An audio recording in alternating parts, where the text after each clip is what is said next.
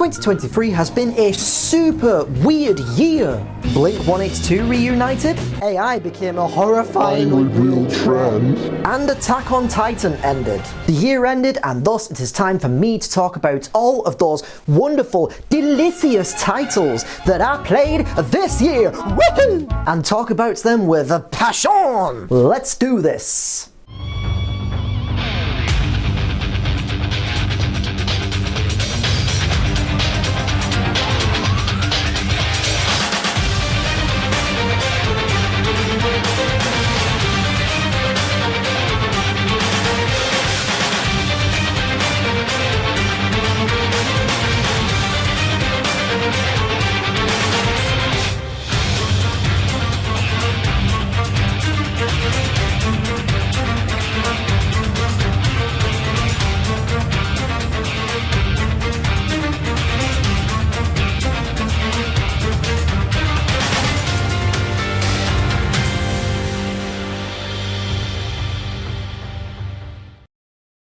...2023 has certainly been a wild year for video games. But if I'm being honest, I feel like I can't relate to a lot of people this year because 2023 for me was kind of a dull year. Some games I wasn't able to check out due to platform exclusivity, or just me being too much of a broke bitch to be able to afford them. I tried to check out as many new games as I could this year, and thus I want to talk about some of my highlights of 2023. I do want to quickly say though, this video will contain no spoilers for any of the games that I'm about to talk about.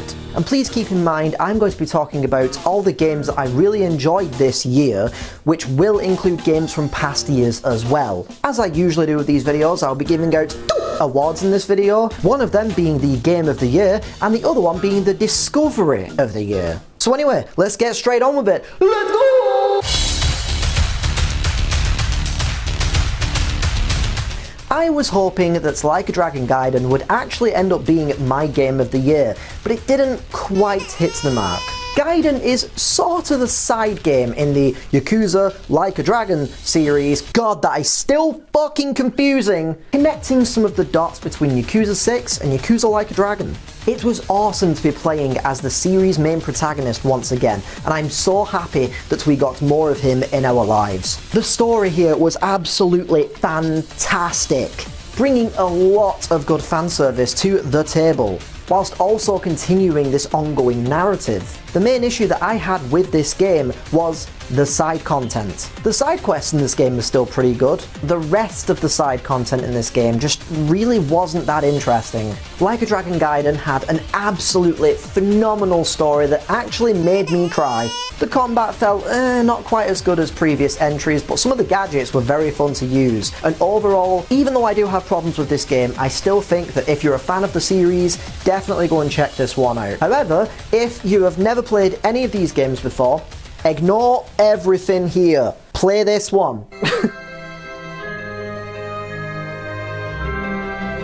Portal Knights was a game that I decided to try out with my girlfriend in 2023. This game is very similar to Minecraft, but it adds a bunch of RPG elements such as classes, quests, and levels. Instead of this one giant blocky world like you have in Minecraft, you actually have these much smaller realms that you explore, with their own biomes, characters, weapons, creatures, and resources. The classes are pretty awesome in this game too. My girlfriend wanted to be more of a warrior class so that she could literally just kind of press buttons and just slash things. Considering she was a close range melee character, I decided to be the one hiding in the shadows in the background, sniping the enemies that are trying to get her like Hawkeye. One of the cool things here as well is that all of these realms remain intact regardless of what you do. So if you decide, ooh, this is a really cool looking realm, you know what, screw it, I'm gonna set up shop here, this is my base from now on, I'm gonna build a cool house here. You can, which is actually kind of funny because there are some realms in this game where you can go and buy things, or you can go and grab some of the gear and you can stock up on stuff. Or you can just steal things like I did. Oh, pull my side, help! Portal Knights was a game that I've had an absolute blast with. It is a really fun cooperative experience, but you can also play it solo should you go down that path instead. So I highly recommend checking out Portal Knights.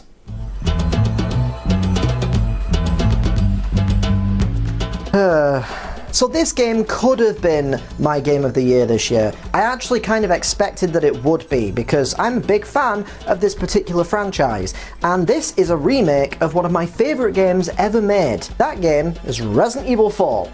And to be honest, I kind of just wasn't feeling it. And that makes me really sad, because everyone seems to really love this game and how it was better than the original game. Something of which I kind of don't agree with. But anyways, I did a playthrough of this game over on my Kingfish channel, where I mostly enjoyed my time with the game, but I got to a point where I finished that playthrough. I then did 2 more playthroughs in my own time to do some challenge runs, and usually with Resident Evil games, I would try and play them all the way through to 100% completion. But this game, after my 3rd playthrough, I just felt done. Not in an angry way, not in a sad way. I was just like, yeah, alright, that was fun. What's next? And I just moved on. I'm not entirely sure the reasons why I didn't feel as strongly about this game as other people have. But one thought that resonates with me is, I kind of feel like this game didn't do enough to kind of separate itself from the original game. Not to say that it needs to be completely different, it needs to be a completely reimagining, and Leon should actually be Sheva, and Ashley should actually also be Sheva. Sheva's hot. I just mean Resident Evil 2 and 3 Remake were remakes of games that were super old at this point, and they felt like total new experiences while still being that game, while still having those characters and that story. Whereas the remake for Resident Evil 4 just kind of reminded me that Resident Evil 4 Original didn't really need a remake. Sure, graphically, you could say maybe it could use a bit of a touch-up, and I have no issues with the graphics in the remake, it looks perfect! The new knife parry system was super cool. I really enjoyed that system and thought it was quite a fun new thing to add to this game. But I did feel like the shooting mechanics didn't feel as good as the original game. I'll say this, I did enjoy it. It wouldn't be on this list if I didn't enjoy it. I just didn't like it anywhere near as much as I was hoping I would, and I felt a little bit disappointed when I finished it. I just really wish that I enjoyed this game more, because I want to love this, but I don't know why I don't. I kind of feel like this game is too similar to the original game, to a point where I feel like I've already completed it before I'd even played it. As weird as that might sound. I will be going back to this, I will be giving it more tries, I will get myself to love this game! God damn it, you son of a bitch! I will make you love it! It's worth checking out though.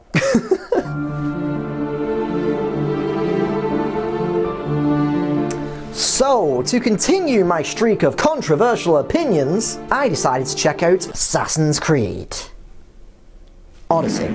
I am late to the party with this one, I know, but I ended up checking out Odyssey this year, and surprisingly enough, I had a pretty good time with this game. I can understand why some people have a very strong hatred of this game, but I rather enjoyed my time with Cassandra. A strong, super awesome, wonderful, slightly oily, really muscly, just take me.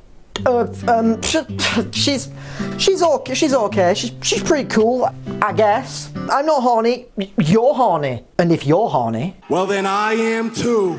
This long-ass RPG sees Cassandra taking on ancient Greece, thwarting an evil cult, and battling in giant brawls between the Spartans and the Athenians. Now, one issue that I did have with this game that I feel like I fucking have with every Ubisoft game is that this game can be very overwhelming. It's got this ridiculously massive, huge, fucking gargantuan map, which is like 700 times bigger than it actually needs to be, as is the case with a lot of open world games these days for some reason.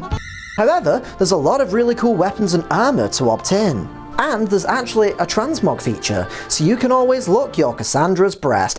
Sunday best. There's a ton of really cool abilities to use in this game too, such as the iconic Sparta kick. This is Sparta!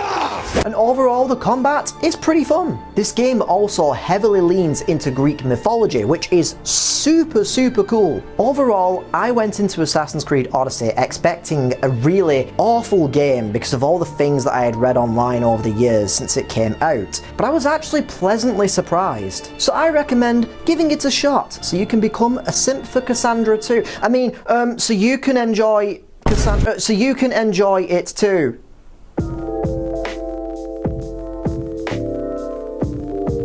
Coffee Talk is a game that I finally got around to checking out, and I will be talking about episodes 1 and 2. This game is a super cozy, relaxing experience. Sit back, grab your blankie, drinky your coffee, and relax. The idea here is that you are the owner of Coffee Talk, a coffee shop in Seattle, tossed salad and scrambled eggs. Every day people will come in and you make them the drink of their choice. And this is basically the only part of the gameplay that's gameplay. The rest of it plays out more like a visual novel, as this game is heavily focused more on its narrative than it is for its gameplay. There's wonderful characters and interesting conversations to be had, all to the sweet, relaxing sounds of lo-fi music. One of the cool things about this game as well is it takes place in a fictional version of our world where fantasy creatures of many different types actually exist. It's a very real feeling world even with all of this fantasy.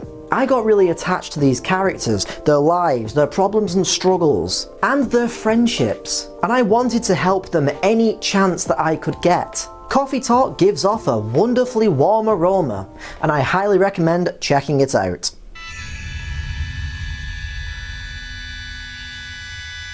I finally got around to checking out Ghostwire Tokyo, and this was actually my first next-gen game, and even though I feel like popular consensus of this game is that it's very meh, something of which I actually kind of do agree with, I still had a pretty fun time. The story here is that the fucking rapture happens and everyone becomes Obi-Wan Kenobi! I kind of felt like the story was a little bit generic, although it did grab me by my emotional balls at times.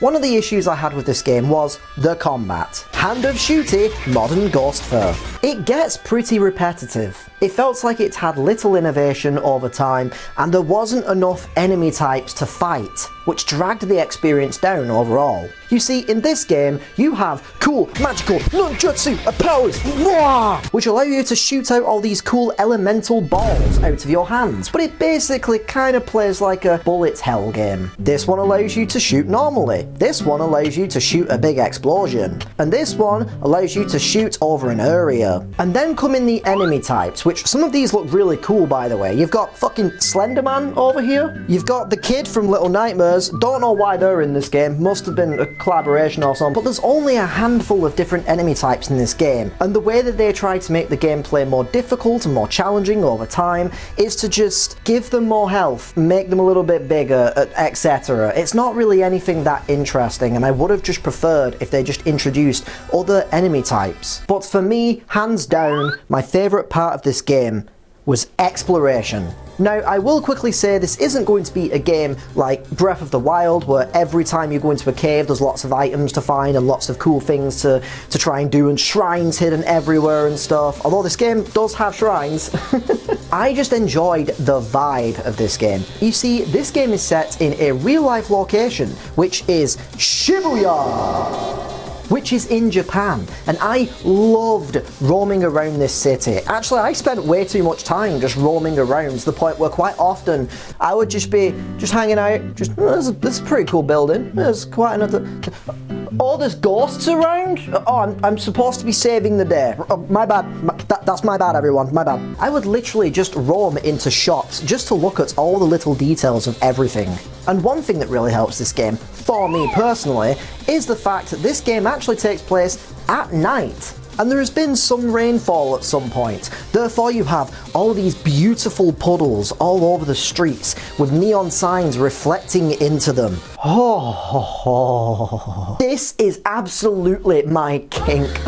And Cassandra, I would just put on the MP3 player, vibe to some songs, I would glide around and just take in the atmosphere. Oh, it is so cool. So if you liked any of the stuff that I just said, then feel free to check this game out. I recommend it.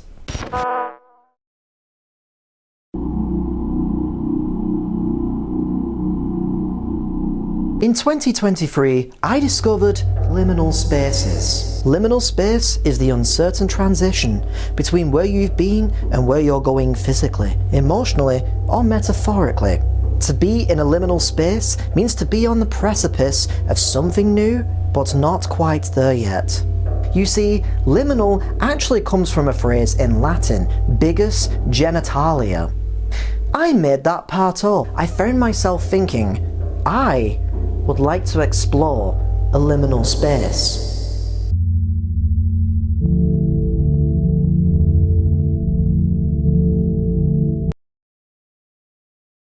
The complex found footage is a very simple game that is similar to a walking simulator, but it feels much more anxiety-inducing. You see, this game is made up of popular liminal spaces like the backrooms. No, not that one! Room after room, corridor after corridor. It never ends and it never feels right.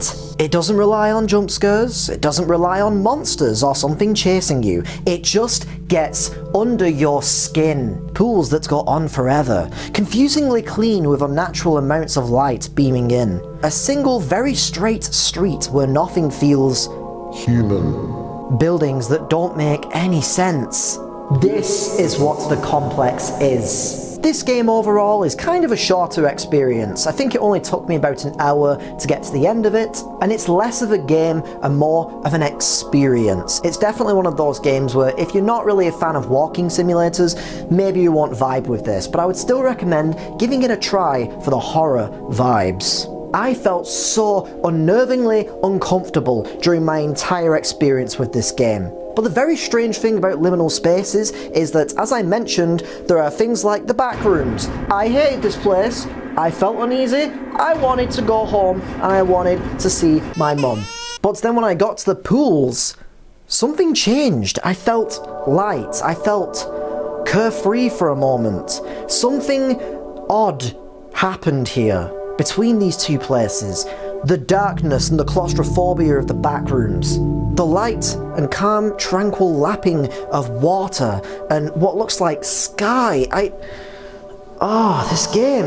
It is definitely an interesting experience. So if you're interested in what you just heard, turn the lights off, put your headphones on, and experience this alone, because it is definitely one of those games that you should experience by yourself. This game's over on Steam for free.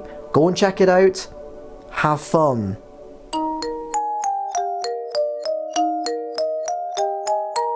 So to give you a severe amount of tonal whiplash, I really enjoyed playing Butterfly Soup. Both Butterfly Soup 1 and 2 were made by this person. And this game is such a silly but wholesome experience. The story follows these 4 teens as they grow up and grow as people. This game tackles a lot of topics like mental health, parental issues, cultural differences and taboos. Oh, and this game is also hella gay. These 4 characters are all playable, and you get to see each one of their perspectives on their lives, the people around them, and the world around them. But they are also completely lovable goofballs who sometimes just want to play a prank on each other. They act like teenagers, and sometimes that can be a little bit cringy, but I really enjoyed it. I found myself really caring about these characters, and they all have a lot of heart. Butterfly Soup 1 and 2 are both free over on itch.io, so I will leave a link in the description if you want to go and check them out.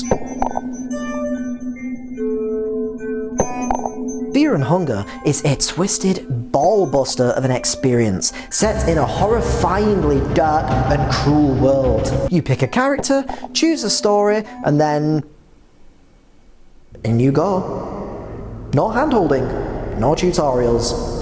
You just walk into this eerie-looking castle where things will go rather pleasantly well for you. Oh god! Oh lord! What the fuck is going on? So yeah, this game is a horror RPG of sorts. The most interesting mechanic at play here is the limb system. You can cut off enemy limbs in battle, which is a really nice way to get ahead in the combat. Oh, and The enemy can also cut off your limbs, which will make your life a living hell. And the cruel thing here is if you are missing a limb, it is gone for the rest of your playthrough. And it can get so bad that you can literally have your legs cut off and be crawling about on the floor trying to survive. I also feel like I need to put a warning in this as well, because this game, it's very weird. It's very weird. It's very weird. There will be genitalia on shore all the time, and there's other really creepy, weird, twisted stuff in this game too. Like child sacrifice, my favourite. Fear and Hunger is a dreary, depressing, maddening journey through this bizarre and unnatural world, and this game became a rabbit hole for me, delving deeper and deeper into the darkness, into the madness of this narrative. I highly recommend giving it a try though. And it's also got a sequel which is also worth checking out.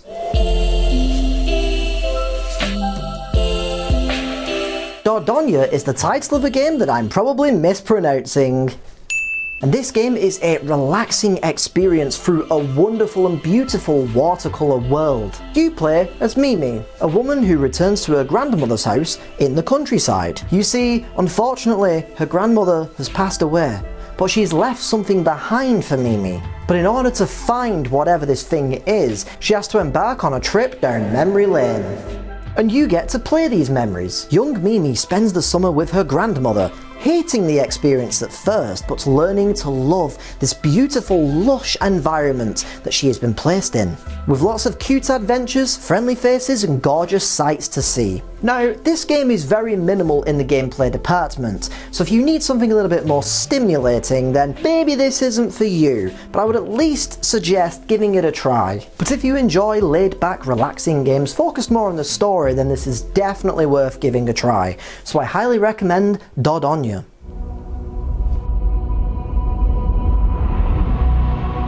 Bramble the Mountain King is one of the best games that I have played this year. Bramble is a game based on, I think it's Swedish fairy tales. You play as Olle, a young boy who frolics through the woods with his sister, having wonderful and fun adventures with gnomes and, oh Jesus Christ, what the hell is that? Someone get Eren Yeager in here to kill this.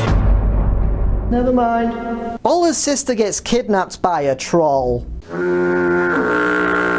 and thus he has to try and go after her. And he very soon discovers that this world is nowhere near as bright and wonderful as he first thought. Olle has to face some seriously creepy and morbid stuff. The gameplay feels very similar to games like Little Nightmares. You move around, you grab objects, and you climb stuff. And sometimes you get to run the fuck away from monsters, what the hell is that? Overall, Bramble the Mountain King is quite a simple game, but it is packed with a lot of heart and charm. The fairy tales are pretty awesome, the gameplay can be really tense and creepy, and the soundtrack and environments can create some truly magical moments within this nightmare, and honestly, I really loved this game.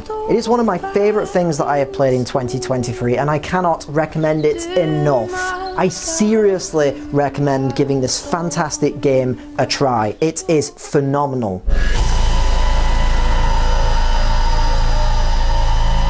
Alright, so it is now time for me to give out my Discovery of the Year award. And this game is a game that came out a few years ago in a very disastrous state. Oh no! And that game, of course, is...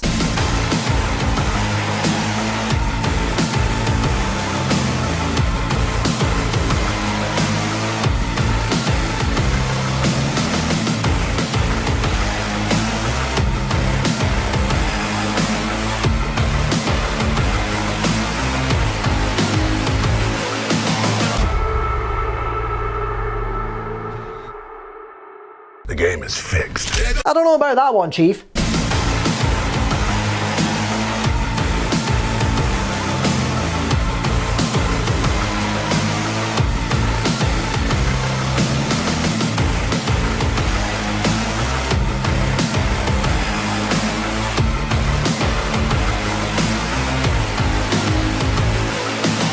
So aside from a few glitches you just saw there, Cyberpunk 2077 is a game that I've held out on for so long and been so greatly rewarded. I made a video on the game back when it first came out and it was a mess. But beneath all the glitches and problems was something special. Something that if polished and cut correctly could become a glistening jewel. And glisten it will! A few months back, Cyberpunk 2077 released its largest update yet that's completely overhauled the game. Vehicle combat, reworked skill trees, cyberware and police systems, new abilities. There is a lot to love in the new update. They even released one more update recently that added new vehicles, a working metro system and a bunch of other things. I booted the game back up after the overhaul to see how these changes would affect my experience, and I actually went through and 100%ed the game again. That's the second time I've 100%ed this game. And the story was always amazing, I've been saying that for a while now. But now full immersion can be yours, more fun can be yours, less T-posing can be yours. And I can now wholeheartedly say that Cyberpunk 2077 is one of my favourite games ever made. With a depressing yet heartfelt narrative about ambition, corporate tyranny, and finding hope in a shitty world. A world so heavily skewed against you, in favour of horrible, greedy scumbags. A capitalist hellscape cranked up to 11. It has a large cast of memorable characters, some of which are dateable. It's an incredibly fun romp through a tense, depressing tale of the human condition that asks you a question. What would you rather do? Would you rather live in peace as a nobody, die old and smelling slightly of urine, or go down for all times in a blaze of glory, smelling like flowers without ever seeing your 30th birthday? Cyberpunk 2077 is something truly special for me. It has become one of my favourite stories and pieces of media ever made, so of course I recommend giving it a try. Oh, and go and watch Cyberpunk Edgerunners because that's incredible too.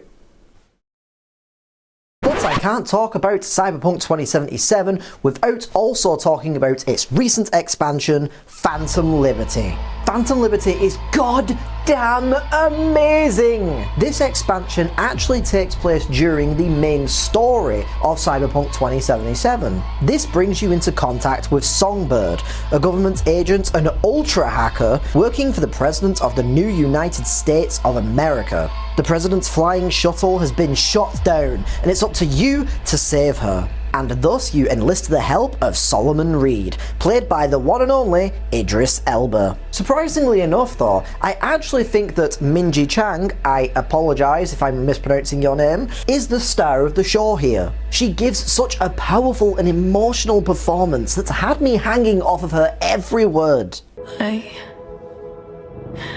kept hoping. Now I know. When you lose something, it's for good. Now the cool thing about this expansion is that this is a spy thriller story. Who can you trust? Is Songbird telling the truth? Is Solomon up to something more than he is letting on? And what about the President? Are you using these people, or are they using you? There are twists and turns galore in this DLC, with lots of cool new weapons to use, including the badass silenced pistol that you actually see in the expansion's artwork. As I mentioned before with the overhaul, it completely reworks the combat, and it is awesome.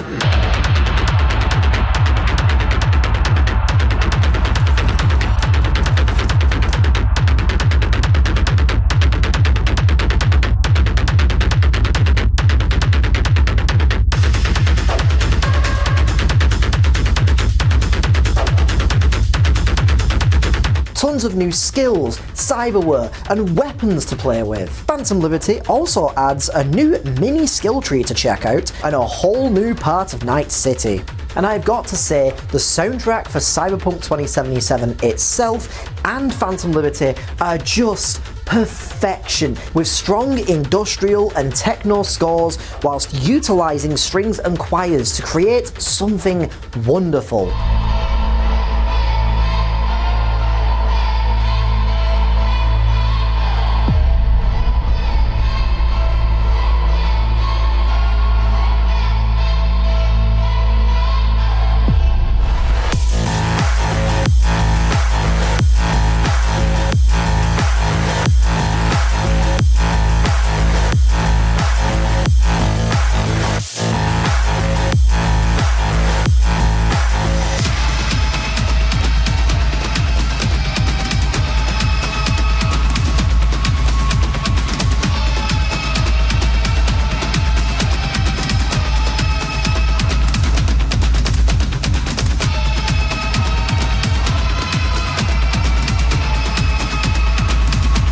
And the Phantom Liberty expansion also has a badass James Bond-esque outro. Phantom Liberty is an absolutely incredible expansion to Cyberpunk 2077, and I cannot recommend checking this out enough. I loved this. I loved it so much that I can admit right now, even though I'm about to talk about my game of the year, this was my experience of the year. It is just phenomenal. It is just mwah. And I personally think the story for Phantom Liberty lives up to the very high bar that Cyberpunk 2077 originally set. It is absolutely worth your time and money, so go and check this out. And I just want to quickly say thank you to all the people at CD Projekt Red for making this goddamn incredible game. I love it, I love all of it, I love the Phantom Liberty expansion, and I love all of you for making it, so thank you very much.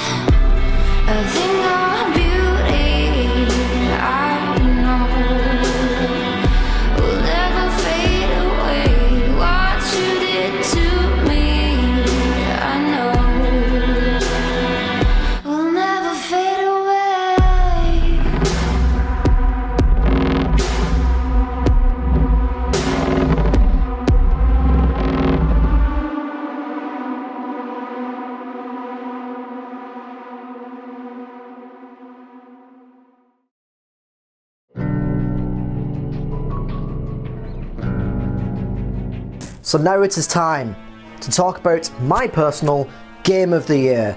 My favourite game that I played this year, Dead Island 2. I know, you probably did not expect that pick. Dead Island is a series that I've enjoyed a hell of a lot since it first came out in 2011. 2011? What the hell? I feel so old!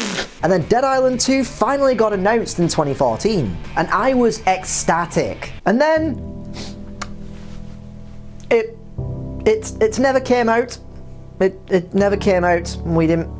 It kind of just fell off the wagon at some point, and we didn't really hear anything about it for a long time, and the game seemingly was dead. It just kind of disappeared into the annals of history.